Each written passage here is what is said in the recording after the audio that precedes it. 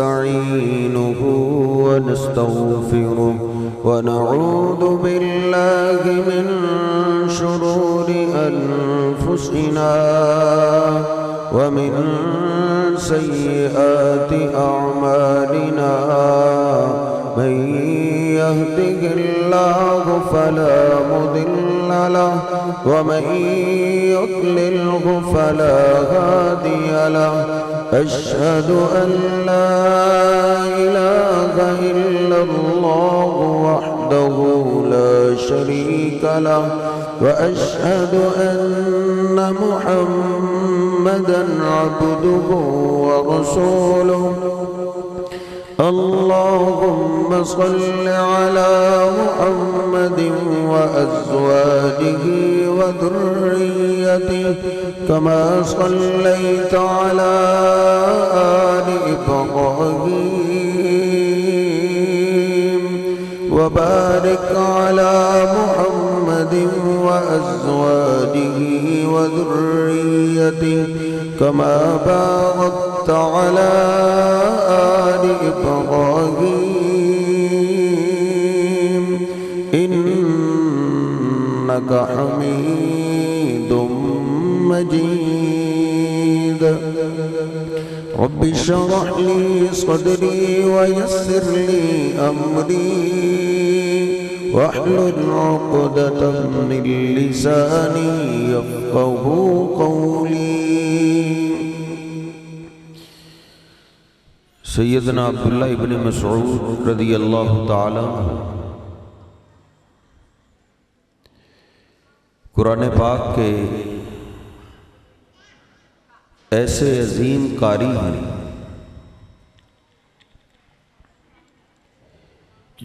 کہ جو بڑی ہی خوبصورت آواز میں قرآن پاک پڑھا کرتے تھے۔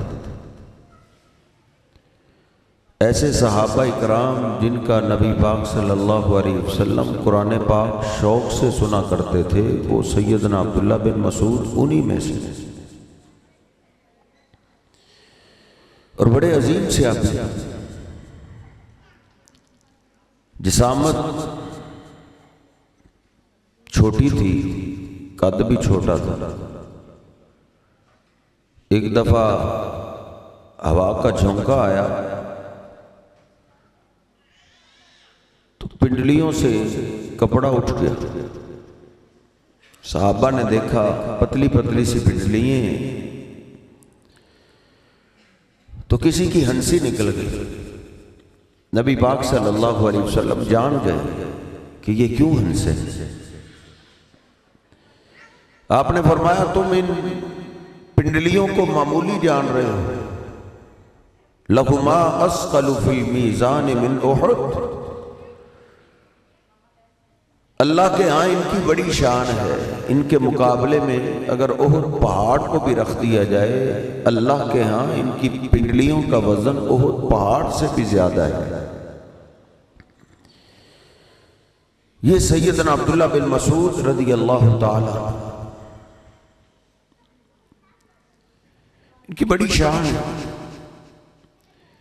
جناب ابوبکر صدیق اور جناب عمر فاروق رضوان اللہ علیہ مجمعین نبی پاک صلی اللہ علیہ وسلم کے ساتھ تھے۔ رات تھی تو مسجد میں کوئی قرآن پڑھ رہا تھا۔ آپ نے پوچھا عمر یہ قرآن کون پڑھ رہا ہے؟ جناب عمر فاروق گئے پتہ کیا، واپس ہٹ کے آئے، کہا اللہ کے حبیب یہ عبداللہ بن مسعود پڑھ رہے ہیں۔ تو آپ نے اس کے بعد پھر صحابہ اکرام کو بیان کیا کہ او میرے ساتھیو، جو جبریل امین کا قرآن سننا چاہتا ہے وہ میرے عبداللہ بن مسعود کا قرآن سن لے، یہ بالکل ویسے پڑھتے ہیں جیسے جبریل امین پڑھتے ہیں۔ اور مسلم شریف میں حدیث پاک ہے، آپ نے فرمایا اے عبداللہ میرے منبر پہ بیٹھ، اقرا علیہ القرآن، تم مجھے بھی قرآن پڑھ کے سناؤ، میں قرآن سننا چاہتا ہوں۔ سیدنا عبداللہ بن مسعود عرض کرنے لگے اقرأ علیک وعلیک انزل، میں پڑھ کے سناؤں، حالانکہ قرآن پاک آپ پہ اترا ہے، آپ پڑھیں اور ہم سنیں، یہ ہمیں بڑا اچھا لگتا ہے۔ آپ نے فرمایا انی احب ان اسمعہ من غیری، میں قرآن پاک سننا بھی پسند کرتا ہوں۔ اے ابن مسعود تم پڑھو اور میں سنوں، یہ مجھے بہت اچھا لگتا ہے۔ یہ قرآن پاک کے قاری بیان کرتے ہیں، فرماتے ہیں من احب ان یحبہ اللہ ورسولہ، جو آدمی یہ پسند کرتا ہے کہ اللہ اس سے محبت کرے اور اللہ کے محبوب پیغمبر بھی اس سے محبت کرے۔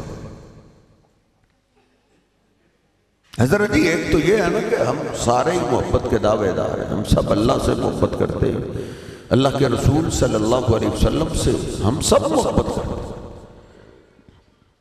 لیکن صاحب یک طرفہ محبت کو عزت نہیں ملتی۔ جو پسند کرتا ہے کہ میں اللہ سے محبت کرتا ہوں، اللہ کے رسول سے محبت کرتا ہوں، اللہ بھی مجھ سے محبت کرے اور اللہ کے محبوب پیغمبر بھی مجھ سے محبت کرے۔ ایک تو ہے نا موت کے وقت تو سب کو پتہ چل جائے گا کہ کون اس محبت کے قابل تھا، لیکن اس وقت پتہ چلنے کا فائدہ نہیں ہوگا۔ جو آج دیکھنا چاہتا ہے کہ آیا اللہ مجھ سے محبت کرتا ہے یا نہیں، اللہ کے حبیب علیہ السلام مجھ سے محبت کرتے ہیں یا نہیں، میں آپ کی محبت کے قابل ہوں یا نہیں، فرماتے فَلْيَنْظُرْ، تو اپنے اندر سے سوال کر لے، اپنے آپ کو دیکھ لے۔ فَإِنْ كَانَ يُحِبُّ الْقُرْآنَ فَهُوَ يُحِبُّهُ اللَّهُ وَرَسُولُهُ، اگر اس کے دل میں قرآن پاک کی محبت ہے تو پھر وہ آج ہی یقین کر لے اللہ بھی اس سے محبت کرتا ہے اور اللہ کے محبوب پیغمبر بھی اس سے محبت کرتے ہیں۔ وہ اللہ کے حبیب کا محبوب ہے جس کے دل میں قرآن کی محبت ہے، کیونکہ حضرت جی مجھے اور آپ کو قرآن پاک مفت میں ملا ہے۔ مفت میں جو ہمیں چیز مل جائے اس کی ہمیں قدر نہیں ہوتی۔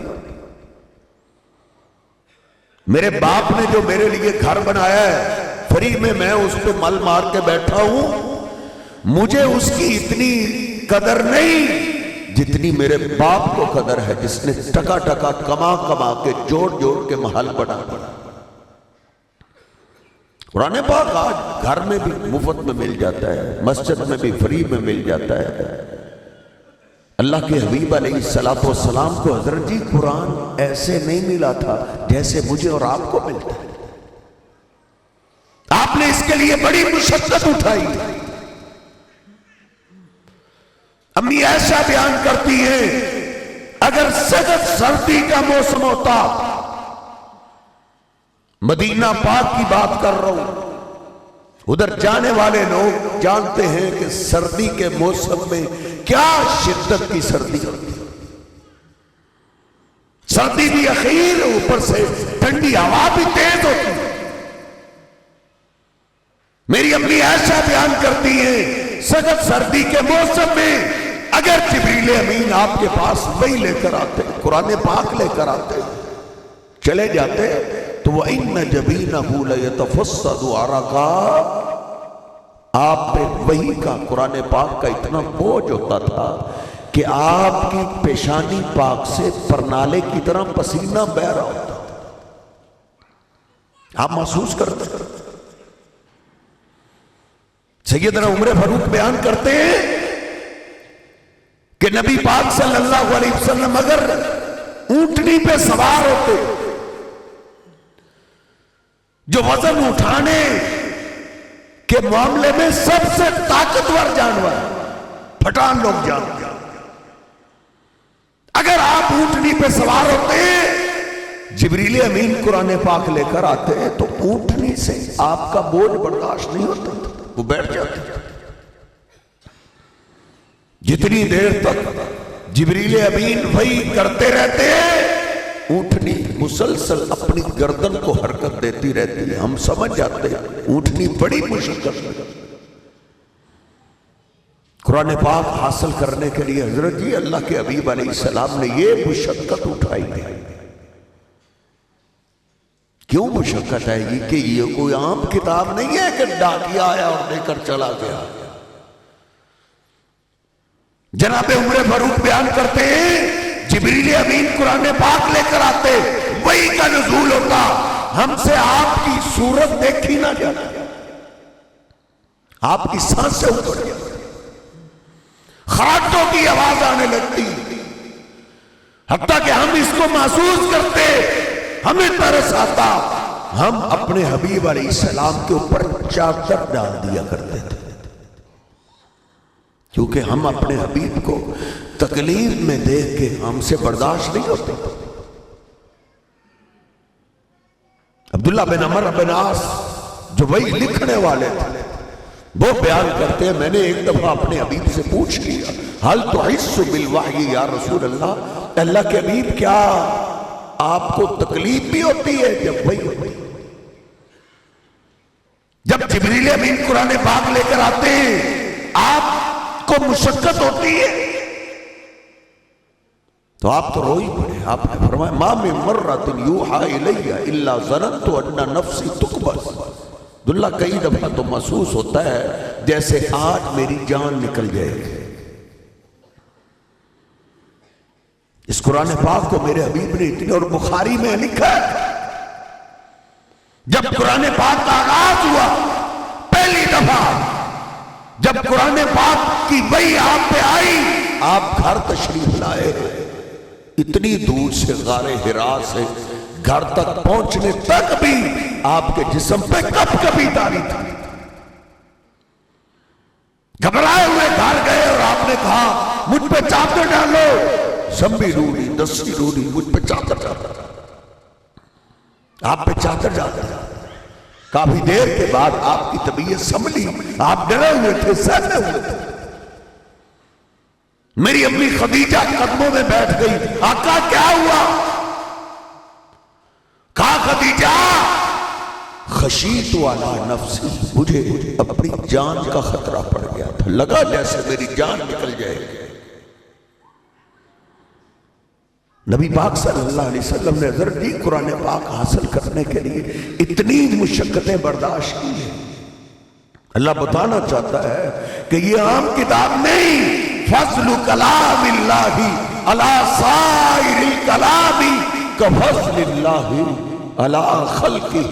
لوگوں قرآن پاک کی شان ساری کتابوں پہ، وہ زمین کی کتابیں ہوں یا آسمان کی کتابیں ہوں، ساری کتابوں پہ قرآن پاک کی شان ایسے ہے جیسے اللہ کی شان اللہ کی مخلوق پہ۔ اللہ کے ہاں مقام اسی کا ہے جس کا تعلق قرآن سے،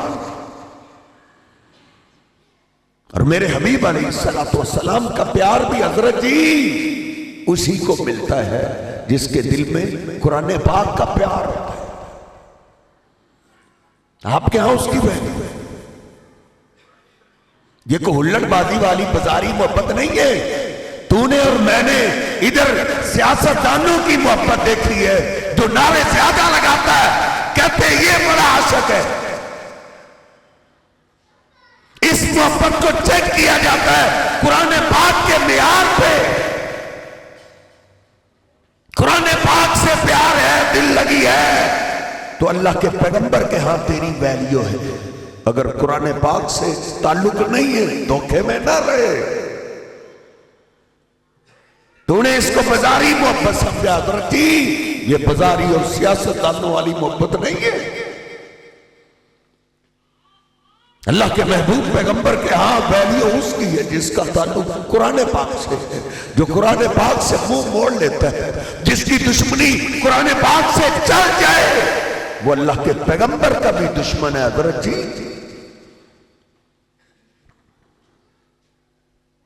اس سے بڑی اور دلیل کیا ہو سکتی ہے؟ بخاری شریف میں نے پڑھا ہے احد کے میدان میں 70 شہید ہو گئے، میرے حبیب بڑے پریشان، صحابہ کہتے اتنا ہم نے روتے ہوئے کبھی نہیں دیکھا تھا جتنا آپ احد کے میدان میں روئے۔ آپ کے 70 جانثار شہید ہو، تیرا میرا ایک ساتھی دنیا سے چلا جائے حضرت کتنا دکھ ہوتا۔ میرے حبیب کے 70 چلے جائے، 70 آپ کے سچے ساتھ۔ اب فیصلہ چاہیے اللہ کے حبیب کیا کریں، دفن کیسے کرنا ہے؟ تو آپ نے فرمایا 3 4 کی نہ ایک قبر بنا لو۔ لیکن میرے صحابہ جب بھی کوئی قبر تیار ہو جائے مجھے اطلاع ضرور دینا، میرے بغیر کسی کو دفن نہیں کرنا۔ صحابہ کہتے ہیں نبی پاک صلی اللہ علیہ وسلم نے ایسے کبھی نہیں کہا جیسے آج کہا ہے کہ میرے بغیر کسی کو دفن نہیں کرنا۔ جب 3 4 کے لیے کوئی قبر تیار ہو جاتی ہم آپ کو اطلاع دیتے، آپ تشریف لاتے، بڑے دکھ میں آپ اور آپ کو بتایا جاتا اللہ کے ابھی بھی 3 4 کے لیے یہ ہم نے قبر تیار کیا۔ آپ پھر ہم سے ایک سوال پوچھتے تھے، وہ سوال حضرت یہ نہیں ہوتا تھا کہ ان میں سے سب سے زیادہ میری خدمت کس نے کی، کون کرتا تھا؟ نہیں، یہ نوری علم ہے، اس علم کے استاد کی سوچ جو اس دن کی آج بھی وہی سوچ ہے۔ اس علم کا استاد خدمت سے راضی نہیں ہوتا، سبق سے راضی ہوتا۔ اللہ کے حبیب علیہ السلام نے یہ بھی نہیں پوچھا، حالانکہ ادھر کو کسر باقی نہیں رہ جاتے، یہ بھی نہیں آپ پوچھتے تھے ان میں سے میرے پیچھے نمازیں کس نے زیادہ پڑھی، میرے خطبات کس نے زیادہ سنے، یا ان میں سے آج کافروں کے ساتھ سب سے زیادہ لڑا کون ہے، کافروں کی گردنیں کس نے زیادہ کاٹی ہے؟ نہیں، ایک سوال ہوتا تھا اور وہ کیا تھا؟ آپ پوچھتے ہو میرے ساتھیوں مجھے بتاؤ ان 3 4 میں سے ایہم اکثر اخذا للقرآن، قرآن کس کو زیادہ؟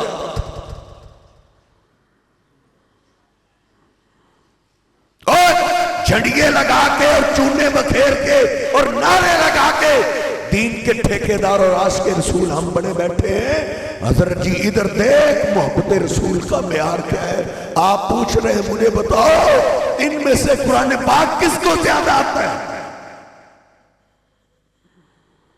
صحابہ کہتے ہم اشارہ کرتے اللہ کے حبیب ان میں سے اس کو قرآن زیادہ آتا ہے۔ ہمارے ہاں تو قرآن والے کی ویلیو ہے، ہم تو اپنے بچوں کو قرآن کے طالب علموں سے دور رکھتے ہیں، ہم تو قرآن والے اسٹوڈنٹوں کو انسان نہیں سمجھتے، لیکن ہمارے سمجھنے سے کیا ہوگا؟ ہمارے سمجھنے اور بولنے سے حضرت ہی کچھ نہیں ہوگا، ہمارے بولنے سے تو مچھر نہیں مرتا، کچھ نہیں ہوگا۔ صحابہ اشارہ کرتے اللہ کے حبیب ان میں سے قرآن اس کو زیادہ آتا ہے۔ صحابہ کہتے آپ خود اپنے ہاتھوں سے اس کو قبر میں اتارتے، ہاتھوں سے اتار کے بیس کم کرو، ہاتھوں سے نیچے اتارتے اور پھر اللہ کے حبیب علیہ السلام ایک ارشاد فرماتے، اور کیا فرماتے؟ انا علی ہؤلاء شہید یوم القیامہ۔ او میرے صحابہ ان قرآن والوں کے ایمان کی گواہی میں دوں گا، کسی کی گواہی کوئی دے گا، کسی کی گواہی کوئی دے گا، لیکن اس قرآن والوں کی گواہی میں دوں گا، ان کا سفارشی میں ہوں۔ اللہ کے حبیب علیہ السلام قرآن والے سے اتنا پیار کیوں کرتے تھے؟ اور حضرت جی یہ پیار وہ تھا جو میرے محبوب پیغمبر کو اللہ نے سکھایا تھا۔ اللہ قرآن والے کی شان اللہ نے سکھائی تھی۔ ہائی اسکول نبی پاک صلی اللہ علیہ وسلم کے پاس ایک قرآن سیکھنے والا آیا، جو نبی نے اس کو دکھائی نہیں دیتی، زبان لڑکھڑاتی ہے، زیادہ سبق نہیں یاد ہوتا، لیکن دل میں قرآن پاک کی شان بڑی، قرآن پاک سے پیار بڑا۔ اللہ تو دل دیکھتا ہے، اس کے دل میں کیا ہے۔ سیدنا عبداللہ بن ام مکتوم رضی اللہ تعالیٰ عنہ ایک آیت سیکھنے کے لیے آج اپنے گھر سے نکلے۔ وہ بھی کتنے عظیم لوگ تھے جو خوشبو سے اندازہ لگا لیتے تھے کہ میرے محبوب پیغمبر اس طرف گئے۔ وہ چنے ہوئے لوگ تھے، چنے ہوئے، وہ اس قابل تھے کہ وہ اللہ کے محبوب پیغمبر کے ساتھی بنتے۔ نکلے ہیں، جس گلی سے آپ کی خوشبو آئی چلتے جا رہے ہیں، چلتے جا رہے ہیں۔ جب آپ کی خوشبو زیادہ محسوس ہونے لگی، دور سے ہی صدا دے دی، السلام علیکہ یا رسول اللہ، اللہ کے رسول آپ پہ سلامتی ہو، علمنی آیت یا رسول اللہ، اللہ کے بھی مجھے ایک آیت سکھا دے۔ اللہ کے حبیب علیہ السلام مکہ کے مشرک سرداروں کے پاس بیٹھے،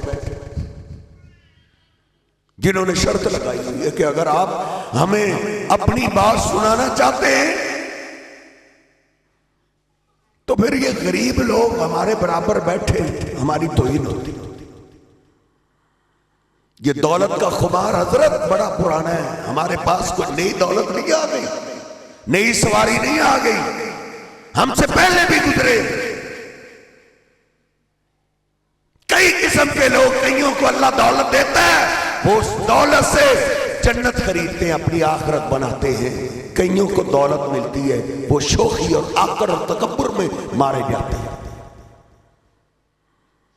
وہ بھی تکبر اور غرور والے سردار تھے، انہوں نے کہا غریب تیرے ساتھی ہمارے ساتھ بیٹھے ہماری توہین ہوتی۔ جس طرح آج کہتا ہے میرا بیٹا غریب بچوں کے ساتھ بیٹھ کے پڑھے، وہ بھی بڑے تنگ الجھتے تھے کہ غریب ہمارے برابر نہ بیٹھے۔ اللہ کے حبیب علیہ السلام کو ان کی دولت کا لالچ نہیں تھا، لالچ تو ایک ہی تھا کہ دور دور سے لوگ آ کے جنتوں کے مالک بن رہے ہیں اور میری برادری کے لوگ قریشی میرے پاس رہ کے جنت سے محروم ہے، آخرت سے محروم ہے، یہ ایمان نہیں لا رہا۔ لعلک باقی النفس علی آثارہم، یہ غم آپ کو اندر سے کھائے جا رہا تھا۔ آپ کو یہ تھا کسی طریقے سے یہ مسلمان ہو۔ اب وہ تو حضرت کو تو نظر نہیں آتی، وہ تو نبی نے تھے، ان کو نہیں پتا چلا آپ کن کے پاس بیٹھے۔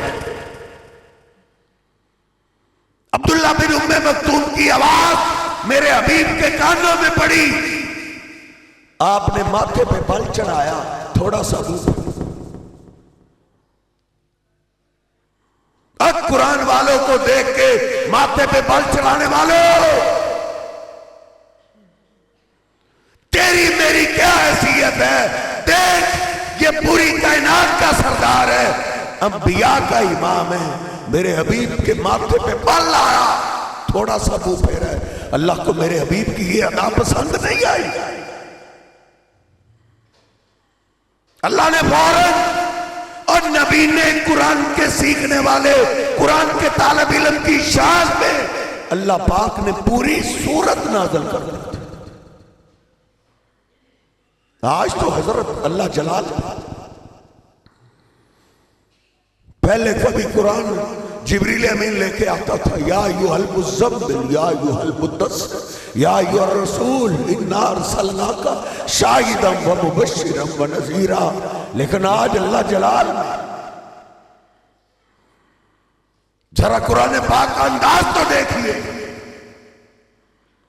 میں نے سارے مسالک کے ترجمے پڑھے کہ شاید کسی نے اس کا ترجمہ کوئی اور لکھا ہو، لیکن سب مجبور تھے ایک ہی لکھنے پہ۔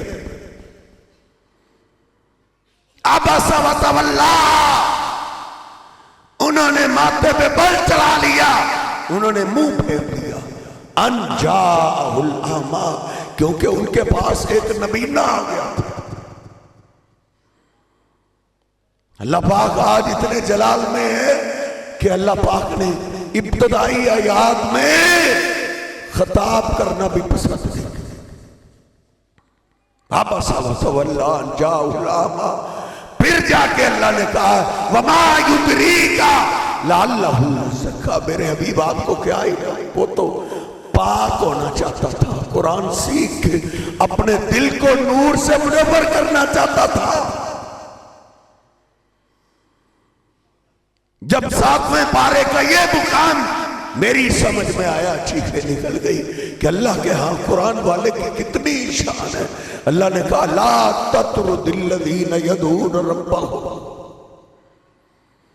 میرے حبیب آپ کا کام دین پہنچا دینا ہے، منوانا نہیں۔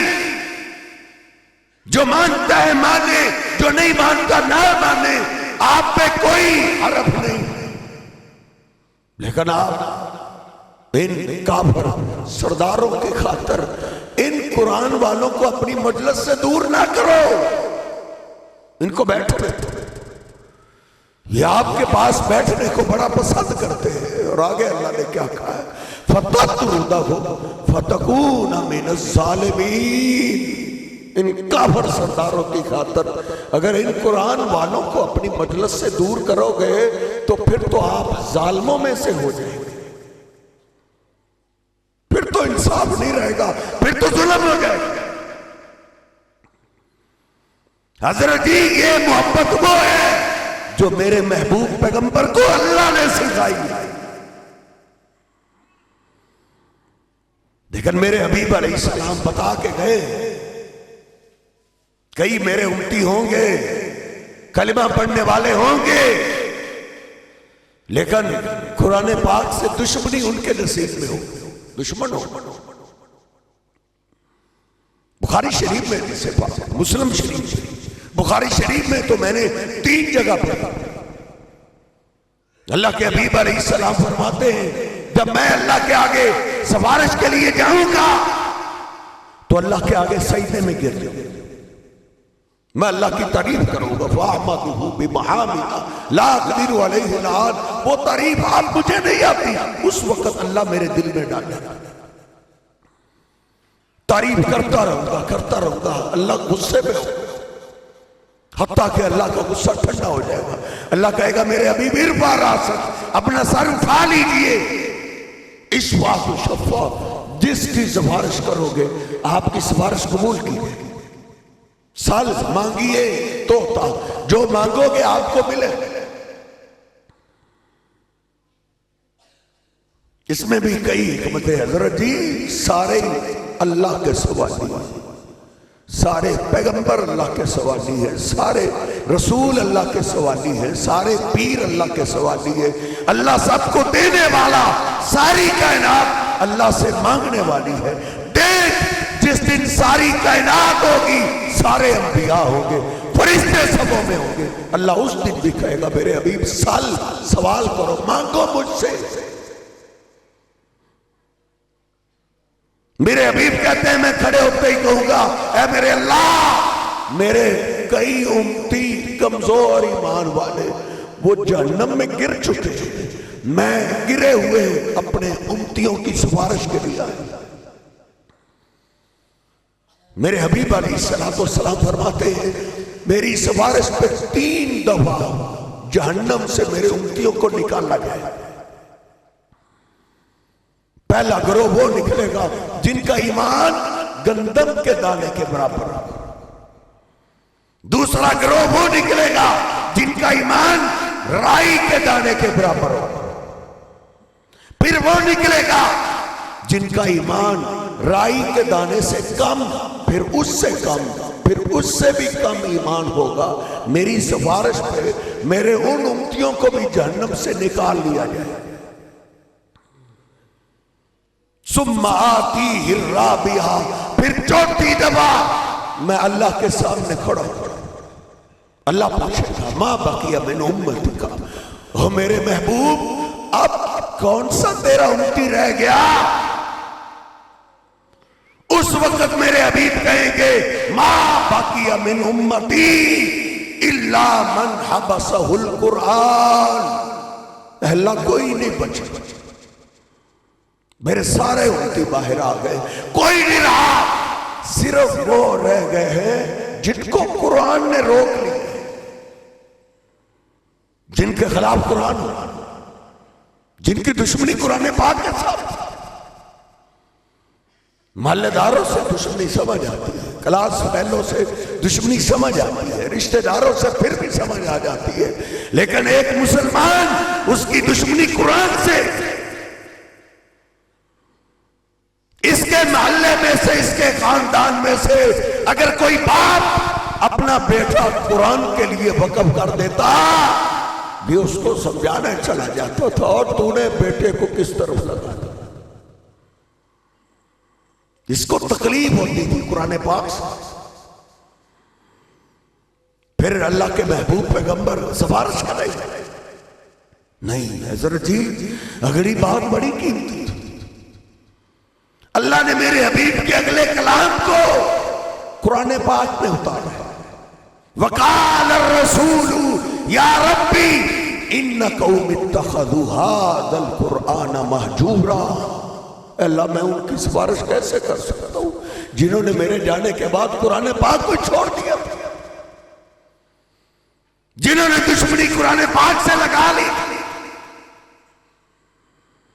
آخرکار سوچ تو صحیح قرآن پاک کا قصور کیا ہے کہ تو نے دشمنی قرآن پاک سے لگائی، کیا قصور ہے اس میں؟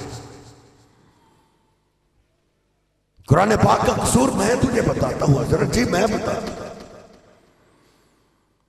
قرآن پاک سے اپنے بیٹے کو دور کیوں کر رہا ہے؟ قرآن پاک کا قصور یہ ہے، قرآن کہتا ہے اما یبلغن عندک الکبر احدہما او کلاہما فلا تقل لہما اف،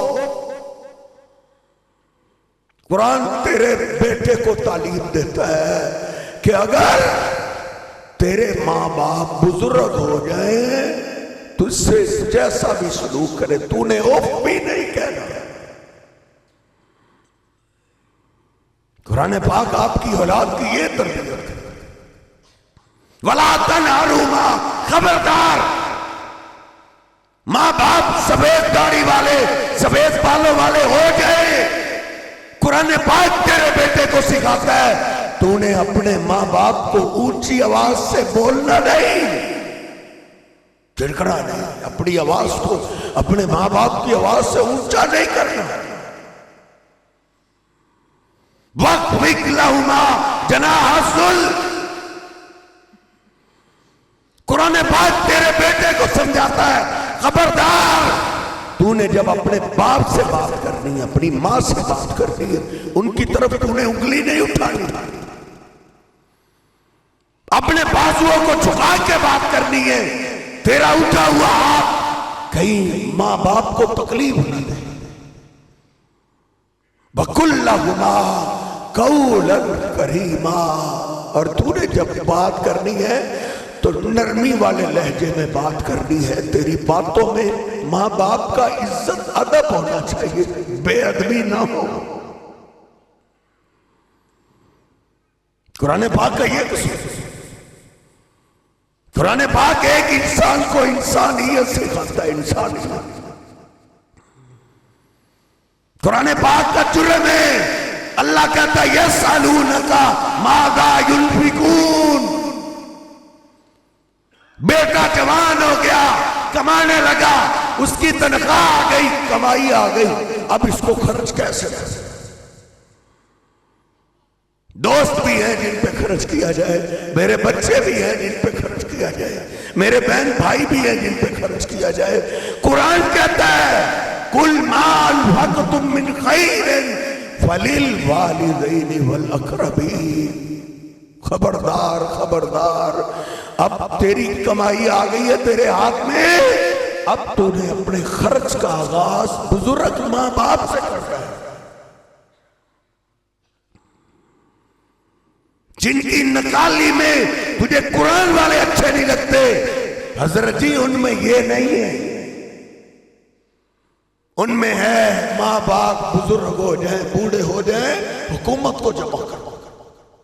جوانوں کا کام ہے جوانی اپنی انجوائے میں گزارے، بوڑھوں کا بوجھ وہ نہیں اٹھا سکتے، اور ان کے شاہی گھروں میں محلات میں کتے تو آ سکتے ہیں، بزرگ ماں باپ نہیں آ سکتے۔ تو نے اپنے بچوں کو لباس ان کی نکالی کا دیا ہے، بالوں کی کٹنگ ان کی نکالی میں ہے، تیرے بیٹے کی چال ڈال تیری شروع سے ہی نیت یہ بن گئی، بس جتنی مرضی دولت لگ گئی میں نے اس کو انگریز بنا لے۔ انگریزوں کا کلچر یہ ہے، وہ بوڑھا مجھے نہیں بھولتا جو سڑک پہ بھیک مانگ رہا تھا، کسی نے اس کو پہچان لیا کہ یہ بابا بھیک مانگ رہا، اس نے میڈیا بلا لیا، میڈیا والوں کو کہا اس سے پوچھو یہ کیوں بھیک مانگ رہا ہے، اس کی اولاد نہیں ہے، اس کے بیٹے نہیں۔ میڈیا والوں نے پوچھا، اس بات کو بڑا اچھالا تھا، پوچھا کیا بزرگوں بھیک مانگ رہے ہو، آپ کا کوئی بیٹا نہیں؟ اس سوال کا جواب بزرگوں کے پاس نہیں، مجھ سے بولا نہیں کیا؟ انہوں نے کہا کیوں نہیں، میرا ایک بیٹا ڈاکٹر ہے، لاکھوں روپے کماتا ہے، سارے خرچے پورے کرتا ہے، لیکن اپنے باپ کا خیال نہیں رکھتا۔ حضرت جی میں اور آپ ٹھنڈے دل کے ساتھ سوچے، وہ کوئی ڈاکٹر آسمان سے بن کے نہیں اترا، اس کے باپ نے اس کو پڑھایا، محنت کی، ایک ہی تھا میرا بیٹا ڈاکٹر بن جائے گا، اس کی اتنی تنخواہ آئے گی، اتنے پیسے کمائے گا، وہ میری آنکھوں کی ٹھنڈک بن گیا۔ لیکن اس نے مسجد سے دور رکھا، نوری علم جہاں سے ملنا تھا، جس نوری علم نے اس کے اندر کو نور والا بنانا تھا وہ نہ دے سکا، اندر اندھیرا ہی رہا۔ فماذا بعد الحق الا الضلال، حق وہ ہے، نور وہ ہے جو آسمان سے آیا ہے۔ حضرت آسمان والا نور جس کے پاس نہ ہو باقی سارے کالے علم، نوری علم نہ دے سکتے۔ بس جس طرح ہم بیٹا مہنگے سے مہنگے سکول میں تجھے لگاؤں گا، جتنے پیسے لگتے ہیں لگاؤں گا، تجھے میں نے ڈاکٹر بنانا ہے، اس نے بھی ویسے ہی ڈاکٹر بنایا لیکن نوری علم سے دور رکھا۔ پھر حضرت تو پھر جوانی انجوائے میں ہوتی ہے، بزرگوں کا خیال نہیں ہوتا۔ یہ نوری علم ہے جو بزرگوں کا ادب سکھاتا ہے، اور مساجد اور مدارس سے اپنے بچوں کو دور کرنے والوں اور ان کی دشمنی اندر پالنے والوں، تمہاری دشمنی سے ہوگا کچھ نہیں، ان کا جائے گا کچھ نہیں، ہمارا رہے گا کچھ نہیں، یہ یاد رکھو۔ قرآن والوں کا کچھ نہیں جائے گا، ان کا کیا جائے گا۔ سیالکوٹ میں ایک بھائی میرے پاس پریشان چلو قاری صاحب، نرسری میں میں نے اپنے بچے کو داخل کروایا ہے، ابھی داخل ہی کروایا ہے، 32,000 روپیہ بل بن گیا داخلے۔ میں نے کہا ادھر نوری علم بھی آ جا، جس کی دشمنی ایک ایک بندے کے دل میں ہے دنیا دار میں، ادھر دیکھ قرآن کا پاک کا کرشمہ میں تجھے بتاتا ہوں۔ تعلیم بھی فری ہے، وردی بھی فری ہے، قرآن پاک کا نسخہ بھی فری ہے، اور 3 ٹائم کا کھانا بھی مفت میں قرآن والے کھاتے ہیں۔ اللہ کی قسم بڑے بڑے ڈیرے والوں کو وہ کھانا نہیں ملتا جو اللہ پاک قرآن والوں کو کھلاتا ہے۔ یرفع بہذا الکتاب اقواما ویضع بہ آخرین۔ حضرت قرآن پاک خیر خواہ ہے، یہ نوری علم خیر خواہ ہے، میرے بچپنے کا بھی، میری جوانی کا بھی، میرے بڑھاپے کا بھی۔ مساجد مدارس سے آپ کے بچوں کو یہ تعلیم ملتی ہے. یہ اللہ کے محبوب پیغمبر نے بھی تفسیر کی کمال کر دی. آپ فرماتے 3 آدمی غار میں پھنس گئے تھے, 2 نے اپنی اپنی نیکیوں کا تذکرہ کیا, پتھر اتنا نہ ہٹا کہ وہ باہر آ سکے. تیسرے کو کہنے لگے اور تیرے پاس بھی کوئی نیکی ہے, تو وہ تو روئی پڑی.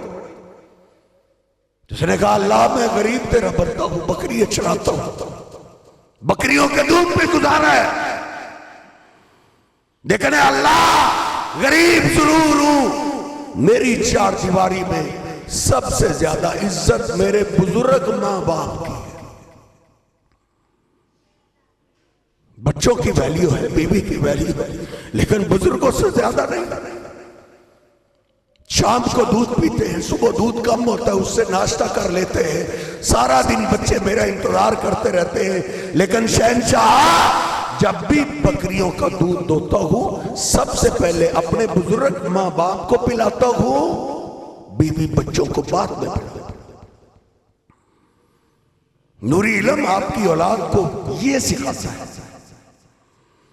اے میرے اللہ, ایک دن میری ازمائش کا آ گیا, بکریاں چراتے چراتے میں دور نکل گیا, واپس آتے آتے مجھے دیر ہو گئی, دروازے پہ پہنچا, بچے بھاگے ہوئے آئے, بابا آئے ہمیں دودھ پلائیں.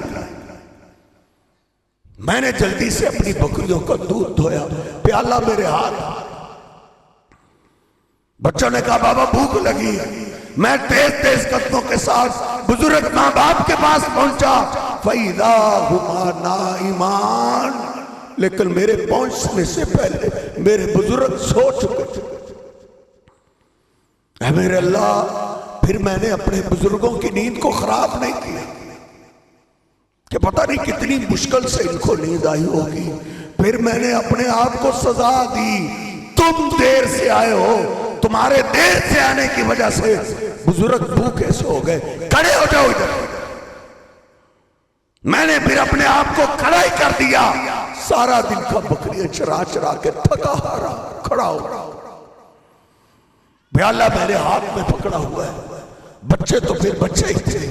شیخ صاحب تشریف فرمائیں, پوچھئے حدیث پاک کے الفاظ, اللہ کی قسم, وَالصَّبِيَّةُ يَتَزَاغَوْنَ عِنْدَ قَدَمَيَّ, بچے میرے پاؤں کے ساتھ چمٹ کے مجھ سے دودھ مانگنے لگے.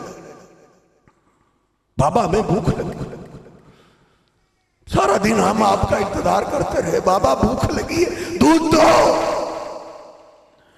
دودھ پلا دو. میں نے کہا یہ نہیں ہو سکتا, بزرگ بھوکے سوئے رہے اور ان سے پہلے میں تمہیں پلا دوں. تم نے ان کو سونے ہی کیوں دیا, تمہیں پتا نہیں تھا تمہیں بھوک لگی ہے تو ان کو بھی بھوک لگی.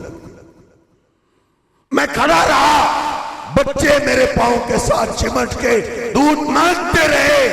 ذاک دابی و دابہم حتی اصبحا, میری اور میرے بچوں کی یہی کیفیت رہی کہ صبح تک میں کھڑا رہا, بچے پاؤں کے ساتھ چمٹ کے دودھ مانگتے رہتے. صبح پھر بزرگوں نے بیدار ہوئے, سب سے پہلے میں نے اپنے بزرگوں کو دودھ پلایا, پھر میں نے بلکتے روتے ہوئے اپنے بچوں کو دودھ پلایا. اے شہنشاہ, اگر میری 4 دیواری کی, میرے بزرگوں کی یہ عزت تجھے پسند ہے, آج غار کے دھانے پہ پتھر آ گیا, اس پتھر کو ہٹا. بخاری شریف میں نے 3 جگہ پڑھا ہے, اللہ کے محبوب پیغمبر علیہ السلام فرماتے انفجرت الصخرۃ, انفجرت الصخرۃ, انفجرت الصخرۃ. جب اس نوجوان نے اپنی اس نیکی کا تذکرہ کیا تو پتھر کے ٹکڑے ٹکڑے ہو گئے.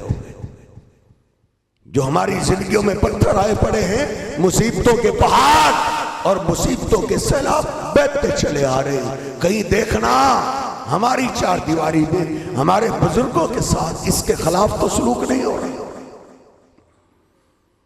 حضرت جی قرآن پاک ہمیں یہ سکھاتا ہے. میرے حبیب کہا کرتے تھے اقرأوا القرآن. بڑا دل ٹھنڈا ہوا ہے جب بچہ یہ حدیث پاک پڑھ رہا تھا, اقرأوا القرآن فَإِنَّهُ شَفِيعٌ لِأَصْحَابِهِ۔ لوگو قرآن پاک سے دل لگا لو، اس کو شوق سے پڑھو، شوق سے بچوں کو پڑھاؤ، کیونکہ میرے حبیب کہتے ہیں قیامت کے دن جب انسان پریشان ہوں گے، جس طرح دنیا کی عدالتوں میں لوگ چلے جائیں ٹکرے مارتے ہیں، کوئی اچھا وکیل مل جائے، کوئی اچھا آدمی مل جائے جس کے جج سے تعلقات ہو، دنیا کے لوگ اس دن بھی پریشان ہوں گے۔ میرے حبیب کہتے ہیں قرآن والے کو اس دن قرآن تلاش کرے گا، مارا مارا پھرے گا، قرآن اس کے ہاتھ سے پکڑے گا، کہے گا ادھر آ، میں تیری اللہ سے بات کرتا ہوں۔ اللہ کے سامنے لے کے آئے گا، قرآن سے محبت کرنے والا قرآن والوں سے محبت کرنے والے کے حق میں سفارش کرے گا، اللہ اس کی سفارش قبول کر کے اس کے سارے گناہ معاف کر دے گا۔ والذین آمنوا واتبعتهم ذریتهم بایمان الحقنا بهم ذریتهم۔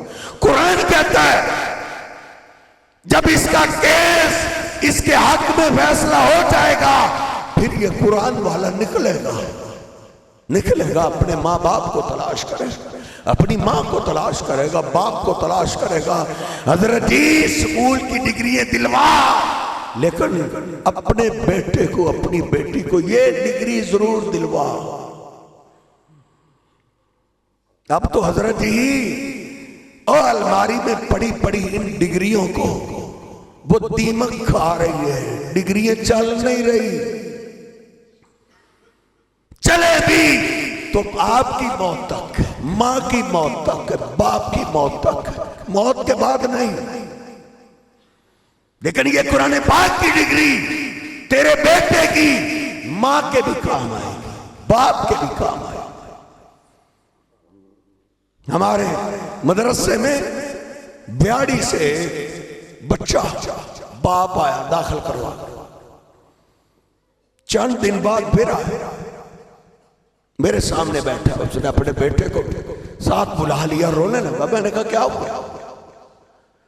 کہتے ہیں یہ جو میرا بیٹا ہے اس کی دادی ابا میری ماں مجھے بڑا کہتے تھے کہ ایک بیٹے کو قرآن کے لیے وقف کر دو میری آخرت بن جائے،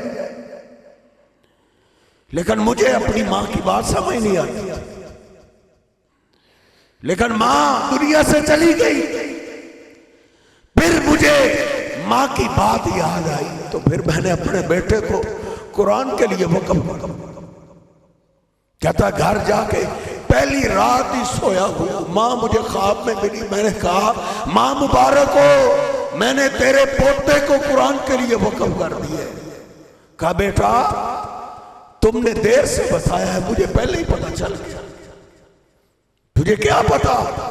تو نے اپنے بیٹے کو میرے پوتے کو قرآن کے لیے جب گھر سے نکالا، ادھر قبر میں اللہ نے اس کے بدلے مجھے کتنی عزت دی ہے، مجھے اسی وقت ہی پتہ چل گیا۔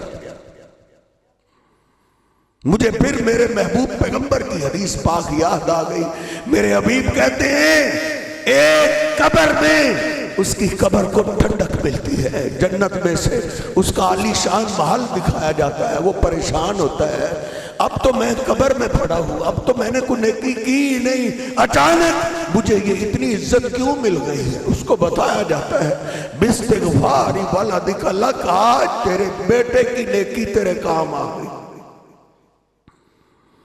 سری حضرت جی اپنی اولادوں کو رزق کے فیصلے آسمانوں پہ ہوتے ہیں، ڈگریوں میں رزق نہیں، اللہ کی قسم ڈگریوں میں رزق ہوتا تو اشرف شہزاد سلفی کے پاس دولت کہاں ہوتی؟ میرا باپ کروڑوں کا بزنس کرتا ہے، انہوں نے تو ایک بھی اسکول کی نہیں پڑھی اور میں نے پھر بھی 5 کلاسیں پڑھی، اور میرے مدرسے میں اللہ کی قسم 8-9 لاکھ روپیہ مہینے کا خرچہ ہے، آج تک کبھی قرض مانگنے کی نوبت نہیں آئی۔ جو میرے اور آپ کے رب اور شہنشاہ ہے، ہمارے حصے کی بارش کا ایک قطرہ ہمسائے کی چھت پہ نہیں گرنے دیتا، وہ ہمارے حصے کا، ہماری اولاد کے حصے کا رزق حضرت کہیں نہیں جانے دے گا۔ اقرأ القرآن فإنه شفیع لأصحابہ، میرے حبیب کہتے ہیں قرآن سے تعلق ملاؤ. قرآن کی ڈگری وہ ہے جو دنیا میں بھی کام آتی ہے, مرنے کے بعد بھی کام آتی ہے. اللہ کہتا ہے نحن اولیاؤکم فی الحیات الدنیا, تو ہم سے دل لگا, ہماری کلام سے دل لگا. دیکھ اللہ کہتا ہے نحن اولیاؤکم فی الحیات الدنیا, ہم صرف تیرے قبر کے دوست نہیں ہیں, آخرت کے دوست نہیں ہیں. اللہ کہتا ہے نحن اولیاؤکم فی الحیات الدنیا, تو ہم سے دل لگا, ہم تیری دنیا کے بھی دوست ہیں.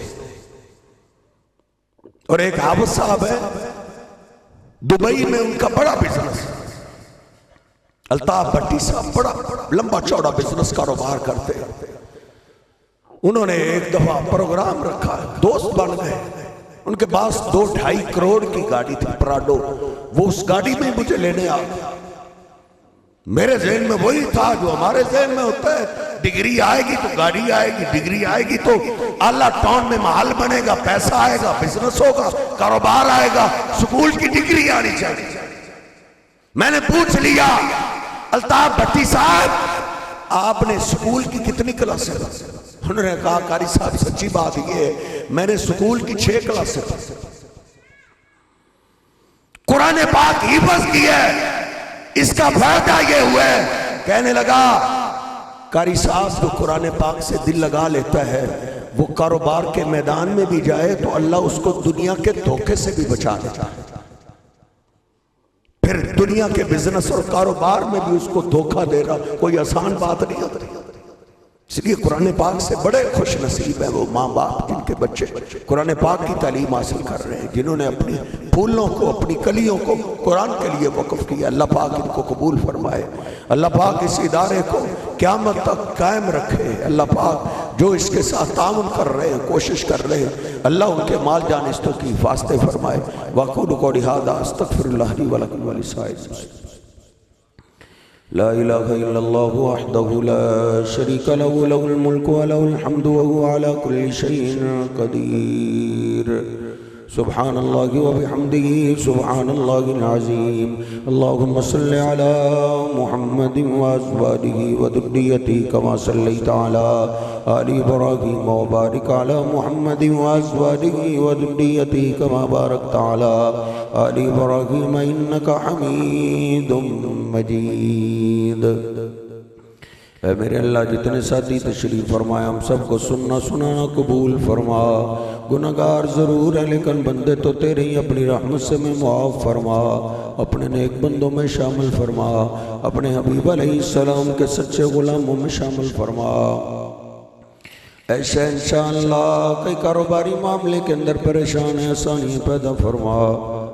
کئی اولاد کی وجہ سے پریشان ہے, جن کے پاس اولاد نہیں کو نمازی بنا, ماں باپ کے لیے آنکھوں کی ٹھنڈک بنا, ماں باپ کے لیے صدقہ جاریہ بنا. اے میرے اللہ کئی گلشن ویران ہیں تیری رحمت کو ترس گئے, جن کے پاس اولاد نہیں نیک صالح اولاد عطا فرما, جن کے پاس بیٹے نہیں نیک صالح بیٹے عطا فرما. اے میرے اللہ بھائی ابو بکر کے پاس اولاد نہیں, ان کو نیک صالح اولاد عطا فرما. اے میرے اللہ جن کے پاس اولاد نہیں ہے اللہ نیک صالح اولاد عطا فرما. اے زکریا علیہ السلام کو بڑھاپے میں بیٹا دینے والے, ابراہیم علیہ السلام کو بڑھاپے میں 2 بیٹے دینے والے, اللہ جن کے پاس اولاد نہیں نیک صالح اولاد عطا فرما. اے میرے اللہ کئی مریض اور بیمار بیٹھے ہیں, تمام بیماروں کو شفا عطا فرما. کئی خود بیمار ہیں, کئی گھروں کے اندر بیمار ہیں, اسپتالوں کے اندر تڑپ رہے ہیں, سبھی تیری رحمت کے محتاج ہیں. شہنشاہ تمام بیماروں کو شفا عطا فرما. اے میرے اللہ دنیا کے اندر تو دوا خان نہیں ہے, شفا خانہ تو تیرا ہی ہے. اے اس تمہارے اللہ تمام بیماروں کو شفا عطا فرما. اے میرے اللہ کئیوں کے پیارے تیرے پاس چلے گئے, اللہ ان کی بخشش فرما, ان کی قبروں کو جنت کے باغیچے بنا, ان کی حسنات کو قبول فرما, کمیاں کوتاہیاں اپنی رحمت سے معاف فرما. ایسے انشاءاللہ ہمیں بھی جب تک زندہ رکھنا, عزت ایمان شان والی زندگی نصیب فرمانا. اے اللہ موت ایمان کی خوبصورت حالت کی شہادت کی موت نصیب فرما. اے میرے اللہ دنیا اور آخرت میں ہماری عزتوں کی حفاظت فرما. اے شاہ انشاءاللہ دنیا اور آخرت میں ہم سب کی عزتوں کی حفاظتیں فرما۔ اے میرے اللہ اس مرکز کو قیامت تک آباد فرما، جو تیرے گھر کو آباد کرنے میں لگے ہوئے ہیں تو ان کے گھروں کو آباد فرما، ان کے مال جان عزتوں کی حفاظتیں فرما، ان کے کاروبار میں برکتیں عطا فرما۔ اے شاہ انشاءاللہ یہ ملک ہم نے تیرے نام پہ حاصل کیا ہے، تو خود اس کی حفاظتیں فرما، ضروریات زندگی آسان بنا۔ اے میرے اللہ جہاں جہاں بھی مساجد و مدارس ہیں سب کے اخراجات غیبی خزانوں سے پورے فرما۔ اے میرے اللہ سب کے اخراجات غیبی خزانوں سے پورے فرما۔ اے شاہ انشاءاللہ سب کے اخراجات غیبی خزانوں سے پورے فرما۔ جہاں جہاں علماء تیرے دین کا کام کر رہے ہیں شاہ انشاءاللہ ان کی حفاظتیں فرما۔ ربنا ظلمنا انفسنا وان لم تغفر لنا وترحمنا لنکونن من الخاسرین۔ اے میرے اللہ جنہوں نے آج کی یہ بزم سجائی ہے، محنت کی ہے، کوشش کی ہے، پیسہ خرچ کیا ہے، محنت کی ہے، وقت لگایا ہے، اے اللہ ان کی جائز حاجات پوری فرما۔ اے میرے اللہ ان کی جائز حاجات پوری فرما، دنیا آخرت عزت والی بنا۔ ربنا ظلمنا انفسنا وان لم تغفر لنا وترحمنا لنكونن من الخاسرين۔ ربنا تقبل منا انك انت السميع العليم وتب علينا انك انت التواب الرحيم۔ سبحان ربك رب العزة عما يصفون وسلام على المرسلين والحمد لله رب العالمين۔